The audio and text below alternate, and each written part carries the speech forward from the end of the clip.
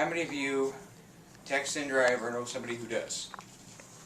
Well, the 25% of car collisions in the U.S. are caused from texting and driving.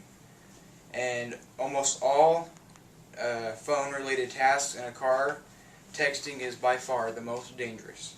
And nearly 300,030 crashes that cause injuries occur from texting and driving. There are many people who do it, but teens are the worst. 11 teens die almost every day from texting, driving, and 21% of teens involved in fatal crashes were distracted by their phones. Teens are 4 times as likely to be in a car accident involved with a phone, and 90% of teens say that texting and driving is wrong, and 35% of the ones that say it's wrong still do it anyway. And all these first statistics came from the Oprah. I'm going to show you a video from Oprah's show. It was aired in 2009, and EdgarCinder.com and StopWrecks.org, and here's the video for the text crashes. There was a test on just to see how many people are.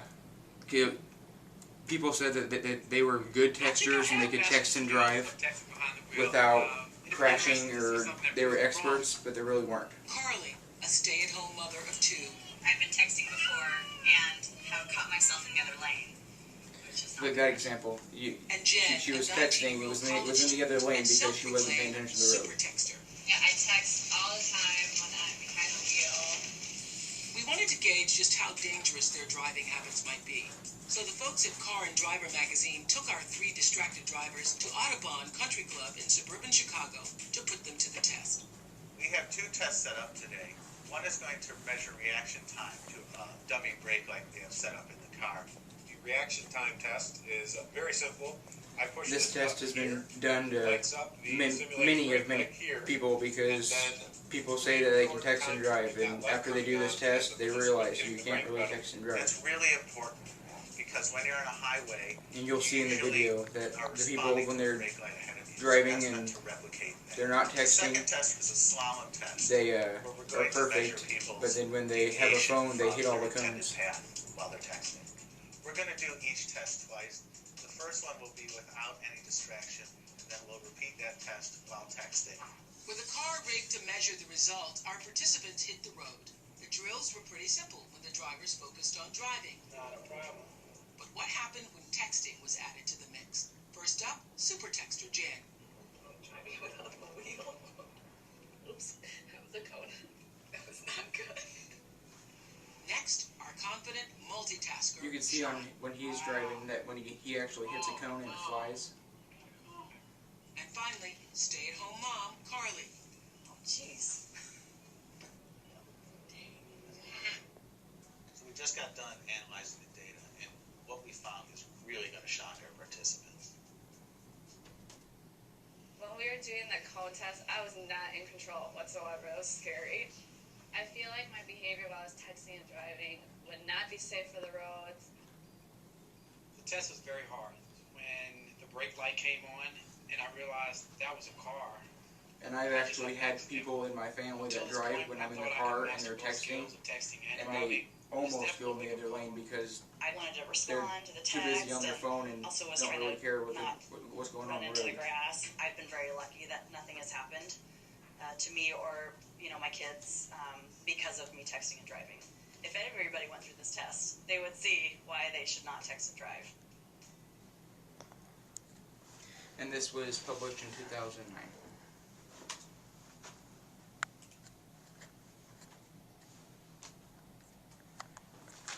Now I'm going to compare texting with drinking and driving, and all of my statistics and facts are coming from distracteddriveraccidents.com, and the texting.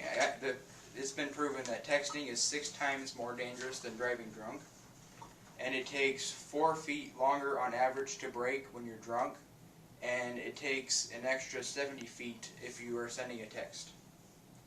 A drunk driver has 20% slower reaction time compared to someone that's sober, and if you're texting and driving, it's a 35% slower reaction.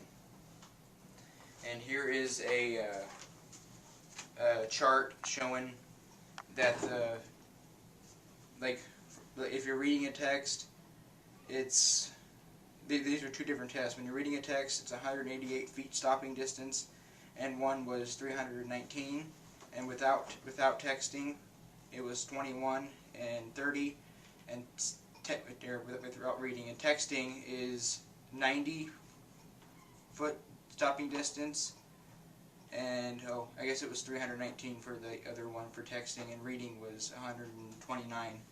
And without texting was 16 and 31. And being drunk when driving, it was 7 for both for the first test, and 17 and 15 for the second test. And there's actually laws. There's laws in every state except for like maybe 5, and 14 states actually ban handheld cell phone use. 0 states ban using a cell phone for all ages, and 37 states ban novice drivers, such as teens and like people that just started driving, from using a phone at all, and 46 states ban texting completely. And here's like a map that has the different states that are that's been charted. The green is states that ban for all drivers from texting. The pink is just novice drivers, and the white is no texting laws at all. And there are the different ages of people texting and driving. There's actually 82% of adults 25 to 39 have been reported using their phones while driving. For ages 40 to 59, 72% of them use their phones while driving, and 58% of teens drive while texting, and 60 and older adults don't use texting at all or calling on their phone, because from what I've researched, they didn't have phones when they were younger, so they don't really have a use of using them. The facts for the statistics and facts for the teens and using the ages and the teens was CBS News, or on the adults was CBS News, and for that the different percentages, and the message and the driving laws was for the laws.